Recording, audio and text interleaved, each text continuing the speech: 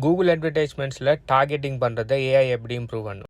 நீங்கள் Google advertisements உங்களோட பிஸ்னஸுக்கு நீங்கள் ரன் பண்ணக்குள்ளே, நீங்கள் மெனுவலாக டார்கெட்டிங் பண்ணக்குள்ளே உங்களுக்குன்னு சொல்லி உங்களோட பிஸ்னஸ் பற்றின ஒரு நல்ல நாலேஜ் ஒன்று வேணும், உங்களோட கன்சியூமர் பற்றின ஒரு நல்ல நாலேஜ் ஒன்று வேணும். நீங்கள் பய பர்சோனா ஒன்று க்ரியேட் பண்ணி, ஓகே உங்களோட ப்ராடக்ட்டுக்குரிய டார்கெட் ஆடியன்ஸ் இவங்க தான், இவங்களுக்கு உரிய அதிலிருந்து நிறைய சப் கேட்டகரி உருவாக்கி அதிலிருந்து ஒரு பய பர்சோனா ஒன்று உருவாக்கி அதை ஃபுல் ரிசர்ச் பண்ணி தான் நீங்கள் டார்கெட் ஆடியன்ஸ் செட் பண்ண நீங்கள் மெனுவலாக செய்யக்குள்ள. அப்படி செய்யக்குள்ள நீங்கள் எந்த அளவுக்கு சரியாக செய்கிறீங்க பிள்ளையாக செய்கிறீங்க, அடுத்தது உங்களுக்கு டிஜிட்டல் மார்க்கெட்டிங் சம்மந்தமான இன்டெப்த் நாலேஜ் வேணும் அதை செய்கிறது.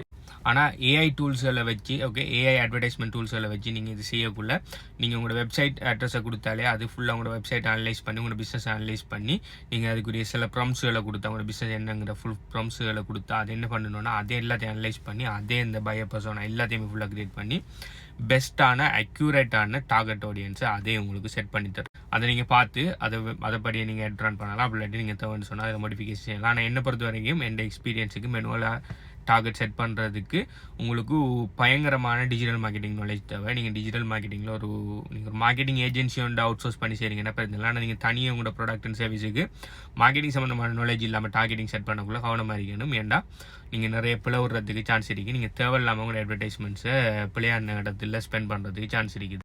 ஸோ இந்த டூலை வச்சு, இந்த ஏஐ அட்வர்டைஸ்மெண்ட்ஸ் டூலை வச்சு நீங்கள் டார்கெட்டிங் செட் பண்ணி அட் ரன் பண்ணக்குள்ள உங்களுக்கு கிடைக்கிற இது இம்ப்ரெஷன், நீங்கள் மெனுவலாக டார்கெட் செட் பண்ணி நீங்கள் மெனுவலாக அட்வர்டைஸ்மெண்ட் பண்ணி கிடைக்கிற இம்ப்ரெஷனை விட கூடுதலாக இருக்குது. அடுத்த காஸ்ட் பார்த்தீங்கன்னு சொன்னால் நீங்கள் மெனுவலாக செய்கிறத விட ஏஐ கூகுள் ஹெட்ஸோ இல்லாட்டி வாட்டோ ஏஐ ஹெட்ஸுகளை செய்யக்குள்ள காஸ்ட் உங்களுக்கு நிறைய குறைவாக கிடைக்குது.